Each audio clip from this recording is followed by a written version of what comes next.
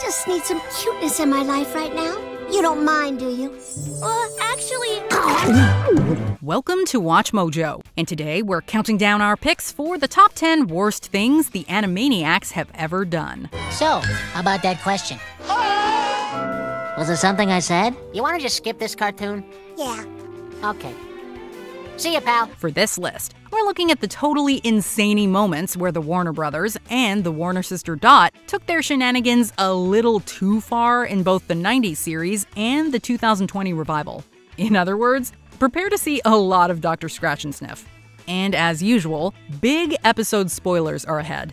Think there are moments we missed? Let us know in the comments where you think the Warners stepped out of line. Number 10. Annoying in the elevator. While on their way to a meeting, Wacko and Dr. Scratchansniff end up stuck in a broken elevator. And the repairmen in charge of fixing it are total idiots. Hit it with the hammer, Big Ed. No, the hammer. That's a wrench. That long thingy's a hammer. While they wait, Wacko and Scratchy are forced to entertain themselves. And Wacko, naturally, drives the poor doctor crazy for 10 hours. Chopsticks and chopsticks and chopsticks and chopsticks and chopsticks and chopsticks and chopsticks, chop chop. Enough is the chopsticks! No more chopsticks! Please, Wacko, I beg you, just sit down. While Wacko can't be blamed for getting them stuck, he does make the whole experience more unbearable for the good doctor than it already is by singing annoying songs and telling jokes that make no sense. Knock knock. Who's there? Max. Max who? Max wants to come in and go crazy. Anyone who's ever gotten stuck in an elevator will tell you how agonizing an ordeal it is. And the worst part is that the episode ends with them still trapped inside. You must be the people stuck in the elevator. Uh-oh, that wasn't very smart of us, was it? Number 9. Dot Warner exploits her cute powers. Dot is sick of how nauseating reality has become, and decides to take matters into her own hands. I just need some cuteness in my life right now. You don't mind, do you? Actually... After eating a magical, adorable cupcake, she gains the power to make anything in her sights super cute. And it doesn't take long for her to misuse her newfound ability and force the world to be a little cuter. Literally no one is safe from this adorable apocalypse. Not even Yakko or Wacko. Yeah, she even dragged her own brothers into this kawaii-stylized nightmare. It's been 4 weeks, we can't stop singing, and we slowly got insane. There's a gumdrop wrapped in rainbows where it used to be my brain. We have to end this nightmare, I have sugar in my eye. Thankfully, Dot's scheme backfires, and the siblings scramble to turn things back to normal, teaching us a valuable lesson in the process. Too much cuteness is dangerous, even if life can be pretty ugly. We did it! Everything is back to normal. Well, almost. Close enough. Number 8. Their first therapy session. For those who don't remember, there was a time when Dr. Scratchansniff had a full head of hair and wasn't a nervous wreck. I had just completed a delightfully intense session with Clint Eastwood. Then it happened. However, all that changed the day he met the Warners. He was given the task of trying to make the 3 siblings normal, and you can guess how well that went. One by one, they drove the poor psychiatrist so crazy that he ripped chunks of his hair out bit by bit until he was completely bald and extremely high-strung. Those kids is driving me crazy! Insane, unhinged, demented. Since that day, Scratchansniff has become a recurring victim of the Warners' zaniness, as well as their occasional father figure, for better or worse. Was there something I said? Number 7. A not-so-friendship song. While they mostly like to goof on mean people, the Warners do have a habit of messing with people who are completely innocent. For instance, during the song Schnitzelbank, the Warners are learning an international friendship song from Professor Otto von Schnitzelpuss-Krankengescheitmeier. At first, it's just typical goofy fun, but things go sour fast when the Warners strip Otto down to his underwear, humiliating him in front of the audience. Pair of pants, shorts from friends, Otto's got, Otto's butt. Oder schöner, Schnitzelbank. Is that sweet on hairy chest? Otto rightfully boots them out of the song, and yet they act indignant over it. But can you blame him? He was a sweet guy trying to teach them a fun song, and they embarrass him for literally no reason other than because they're the Warners. Well, That is their shtick. Boy, some international friendship song. Number 6. Wacko Warner versus the Clown. For his birthday, Wacko gets a surprise visit from a Jerry Lewis-esque clown. Happy birthday, nice puppy boy! Clown! That hurt my face. The only problem is, Wacko has clownophobia and will do whatever he can to get rid of him. Can you make a little cannon? Yeah, I think so. There, a cannon! Unfortunately for the clown, the middle Warner child's efforts include blowing him up, pummeling him, and launching him into space. Bye-bye, Mr. Clown. On the one hand, we can't blame Wacko for being afraid of clowns. On the other hand, this one was just trying to make the birthday boy smile. Is it really fair to beat up a clown for just doing his job?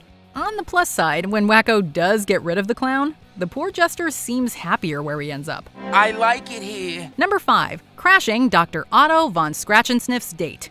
At the drive-in, Scratchansniff is enjoying a not-so-hot date with the woman of his dreams. Stay on your side! Unfortunately, she's more interested in eating than returning Scratchy's affection. And naturally, things only get worse when the Warners crash the date. You're ruining my date!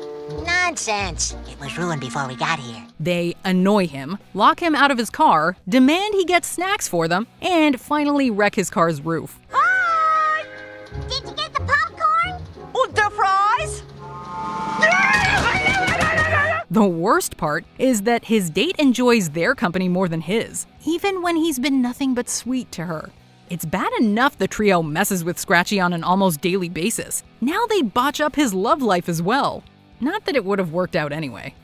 Number 4. Lousy food service. The Warners are hired to deliver lunch to Dan Anchorman, a self-absorbed newscaster, and what do? They show up incredibly late, eat his sandwich right in front of him, and then demand a tip for food he didn't even get to eat. You expect me to pay for this? I didn't even get a sandwich. Oh, I guess you're the turkey on a roll. When he turns them away, they proceed to do what they do best: humiliate him on national TV in every way imaginable. Hey, hey, ho, ho, cheapskate anchor's got to go. Some of their gags were so violent that Steven Spielberg himself had them removed from the finished episode. Just because someone's a jerk doesn't mean they're in the wrong, and Dan had every right to refuse to pay for such lousy customer service. And here's our tip for the day. Be real nice to people who handle your food. Or it's sad news. Number 3. Their very important question. The Wally Llama is the self-proclaimed wisest, all-knowing being in the Himalayas. So you see, Miss McLean, there is no way you could have been Kay Ballard in another life. She is a winter, and you are definitely an autumn. It's true. There is no question you don't know the answer to. Oh, thank you, Wally Llama. However, he's in need of a vacation and refuses to answer any more questions for the day. Of course, that never stopped the Warners before. For the rest of the day, they harass the exhausted llama to answer the most important question in the world, but he will not budge. So, how about that question? Finally, they use reverse psychology to get him to listen to their question, and he can't answer it. Here's our question. Why do hot dogs come in packages of 10 and hot dog buns come in packages of 8? Instead, he goes completely bonkers and prances crazily off into the sunset. I don't know. I don't know. No matter how important the question is, was it really worth ruining Wally's much-needed break and driving him kooky? Number 2. Let them eat cake. The Warners know how to leave their mark on history. Unfortunately, it isn't always for the best. For example, in the 1700s, there are 3 starving peasants that break into the palace of Marie Antoinette to eat her delicious food. Peasants! In my house? Eating my food? Naturally, she sentences the Warners to be executed, only for them to rally the villagers to revolt against the snooty queen.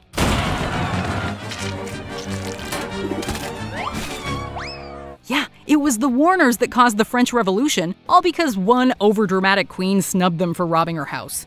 By extension, they also caused her eventual execution, and just laughed it off.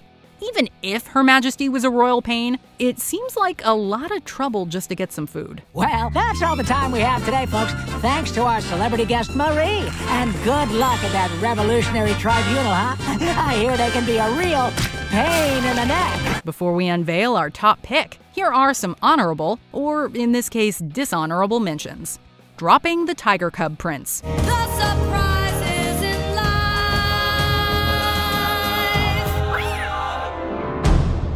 Ooh, I thought they were supposed to land on their feet. Creating chaos while carpooling. Excuse me, Ed, but I think you have my seatbelt.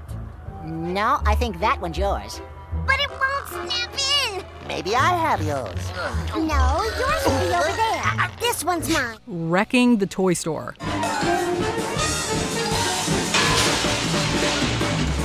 Crime and punishment. I guess you could say we have a new tenant. Listen up, chump. You got a real problem, and it's me. Are you suggesting I'm being defiant? Causing shenanigans during a session scoring an Animaniacs episode. Get these things away from me! Stand back. We'll take care of this. Bad notes! Bad notes! There. Our job here is done. Congratulations! Before we continue, be sure to subscribe to our channel and ring the bell to get notified about our latest videos. You have the option to be notified for occasional videos or all of them. If you're on your phone, make sure you go into your settings and switch on notifications. Number 1. Sinking Dr. Scratchansniff's vacation. They're not here. I did it! I did it! The Warner's out on the board! Oh, I got away from them at last! Scratchansniff is taking a much-needed cruise vacation, hoping to finally ditch the Warners once and for all. Of course, sadly, he has no such luck, as not only do they catch up to him, they waste no time ruining his peace and quiet. Aloha, oi!